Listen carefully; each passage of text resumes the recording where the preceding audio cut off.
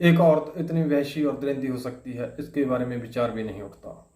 लेकिन आज की कहानी में एक औरत की दरिंदगी के बारे में पता चलता है। एक औरत जो रात में पति के साथ और दिन में पति के भाई के साथ संबंध बनाने की लत ने ऐसा हत्याकांड कर दिया। पति की लाश सेफ्टी टैंक में थी और सेफ्टी टैंक पर अगरबत्ती लगाकर वो औरत रहती थी। आखिर ऐसा क्या हुआ था, तो चलिए जानते हैं पूरा मामला। वीडियो को अंत तक जरूर देखें। नमस्कार, आदाब, सत श्री अकाल। मैं जगदीप सिंह। आज की जो सच्ची घटना मैं आपको सुनाने जा रहा हूँ, ये सच्ची घटना उत्तर प्रदेश के मुजफ्फरनगर के काजी थाना क्षेत्र के मांडला गांव की है। मांडला गांव के अंदर सागर अली नाम का एक शख्स रहता है जिसकी उम्र 36 साल है और उसके साथ उसकी पत्नी रहती है जिसका नाम आशिया है और आशिया की उम्र 34 साल है। इनके 3 बच्चे हैं और ये दोनों अपने बच्चों का भरण पोषण अच्छे से करते हैं।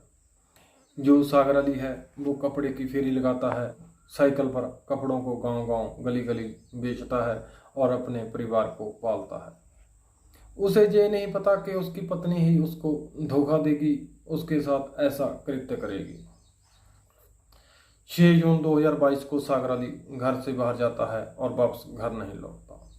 उसकी पत्नी को चिंता होती है कि उसका पति वापस नहीं आया, तो उसकी पत्नी उसको इधर उधर ढूंढती है, लेकिन उसका कहीं पर कुछ पता नहीं चलता। उसका फोन भी स्विच ऑफ था।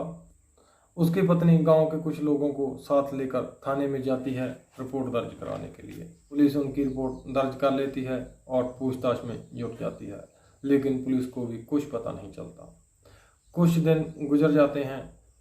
पुलिस फिर से उसकी पत्नी आशिया से पूछताछ करने के लिए पहुंचती है, तो आशिया बताती है कि वो नए कपड़े लेने के लिए घर से गया था और कहता था कि मैं शाम को लेट ही आऊँगा, तुम चिंता मत करना। पुलिस को कोई भी क्लू नहीं मिल रहा था। 2-3 दिन गुजर जाते हैं। फिर एक दिन आशिया अपने देवर, जो सागर अली का छोटा भाई था, दूसरी माँ का लड़का था, उसके साथ संबंध बनाती हुई पकड़ी जाती है। गांव वाले उसे पीटने लगते हैं और कहते हैं कि तुम्हारे पति का अभी तक कुछ पता भी नहीं चला और तुम रंगरलियां मनाने में लग गई हो। पुलिस को भी बुलाया जाता है। अब पुलिस का शक इस महिला पर चला जाता है और उसके देवर के ऊपर चला जाता है। अब पुलिस आशिया और उसके देवर सोहेल को अरेस्ट कर लेती है। सोहेल सागर अली की दूसरी माँ का बेटा था। सागर अली के पिता ने 2 शादियाँ की थी। वो एक पत्नी को मांडला गांव में रखता था और दूसरी पत्नी को रुड़की में रखता था। दूसरी पत्नी से एक बच्चा हुआ था, सोहेल। यही सोहेल सागर अली की दूसरी माँ का लड़का था। अब उन दोनों को पुलिस पकड़कर सख्ती से पूछताछ करती है। आशिया टूट जाती है और कहती है कि मैंने ही अपने पति को मारा है, और बताती है कि सोहेल जो सऊदी अरब में काम करता था, वो कई सालों के बाद वहाँ से काफ़ी पैसे कमा कर वापस आया था। वह अपने घर रुड़की में अपनी माँ के पास 1-2 दिन रहता है, फिर वो अपने पिता के घर सागर अली से मिलने के लिए आता है और 2-4 दिन गुजारता है। अब सागर अली सोहेल को घर पर छोड़कर फेरी लगाने के लिए चला जाता है। अब घर पर सोहेल और उसकी भाभी दोनों घर पर थे। दोनों की नज़रें मिल जाती हैं। दोनों एक दूसरे से प्यार करने लग जाते हैं। दोनों को एक दूसरे से प्यार हो जाता है। अब जैसे ही सागर अली फेरी लगाने के लिए जाता है, तो उसके पीछे से ये दोनों संबंध बनाने लग जाते हैं। ऐसे ही जब उनको संबंध बनाते हुए 4-5 दिन गुजर जाते हैं, अब सोहेल कहता है कि मैं अगर ज़्यादा दिन यहाँ पर रहूँगा तो भाई को शक हो जाएगा, इसलिए मैं अब जाता हूँ, लेकिन मेरा तुम्हारे बिना मन नहीं लगेगा। फिर आशिया कहती है कि तुम यहीं पर प्लॉट क्यों नहीं ले लेते, यहीं पर रहना और मुझसे मिलना। सोहेल कहता है कि ये भी बात सही है। सोहेल अपने गांव जाता है और अपनी माँ से कहता है कि माँ, अगर मैं वहाँ पर प्लॉट लेकर वहीं घर बना लूँ तो क्या तुम वहाँ पर रह लोगी? तो वो मान जाती है। अब सोहेल उसी मांडला गांव में एक 100 गज का प्लॉट खरीदता है और मकान का काम शुरू कर देता है। मकान का काम चल रहा था। सोहेल का भाई सागर अली जब भी घर से बाहर जाता है फेरी लगाने के लिए, तो पीछे से सोहेल उसके घर चला जाता है और अपनी भाभी के साथ मौज मस्ती करता है। सागर अली को कोई शक भी नहीं होता था, क्योंकि उसको पता था कि मकान का काम चल रहा है, तो आना जाना तो लगा ही रहेगा। एक दिन ये दोनों संबंध बना रहे थे। सागर अली दोपहर में ही वापस आ जाता है।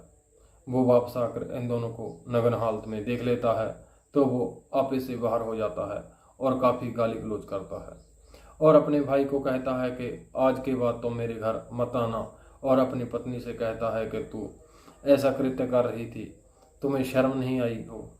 मैं दिन रात तुम्हारे लिए मरता हूँ और तुम मुझे धोखा दे रही थी, आज के बाद ऐसा कृत्य मत करना। लेकिन ये दोनों कहाँ मानने वाले थे, उनको तो प्यार का जुनून चढ़ा हुआ था।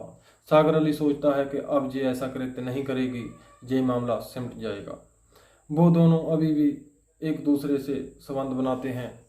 अब आशिया को लगता है कि हम एक दूसरे के बिना नहीं रह सकते, इसलिए वो अपने प्रेमी से कहती है कि क्यों ना मेरे पति को रास्ते से हटा दिया जाए और इसके बाद हम दोनों आराम से ज़िंदगी गुजारेंगे। तो सोहेल अपने भाई सागर अली को मारने के लिए तैयार हो जाता है। शाम को सागर अली जैसे ही फेरी लगाकर अपने घर वापस आता है तो प्लानिंग के तहत उसको खाने में नींद की गोलियां दी जाती हैं। वह खाना खाने के बाद गहरी नींद में सो जाता है।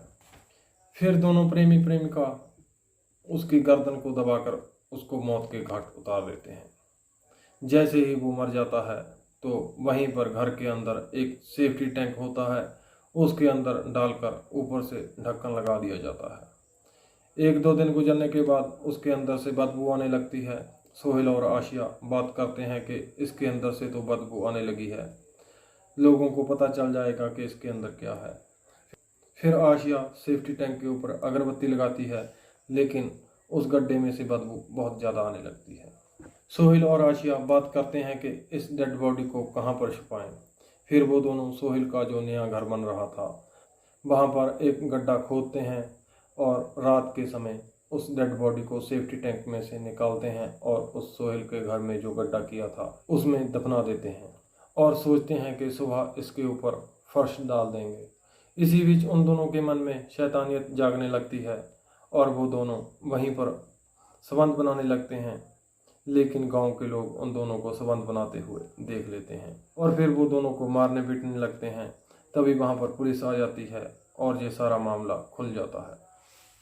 इन दोनों प्रेमी प्रेमिका को जेल में भेज दिया है। सागर अली ने अपनी दूसरी माँ के लड़के पर विश्वास किया था, अपने सौतेले भाई पर विश्वास किया था और उसने विश्वासघात किया था। इस सच्ची घटना में एक जान चली जाती है और 2 लोगों को जेल भेज दिया जाता है। पुराने बुजुर्ग सच बोलते थे, भोजन, पैसा और नारी, इन तीनों को किसी के सामने नहीं रखना चाहिए, इनको पर्दे में ही रखना चाहिए। आप इस घटना के बारे में क्या कहना चाहेंगे, हमें कमेंट करके ज़रूर बताइएगा। मिलते हैं और भी सच्ची घटना के साथ, तब तक के लिए जय हिंद, जय भारत।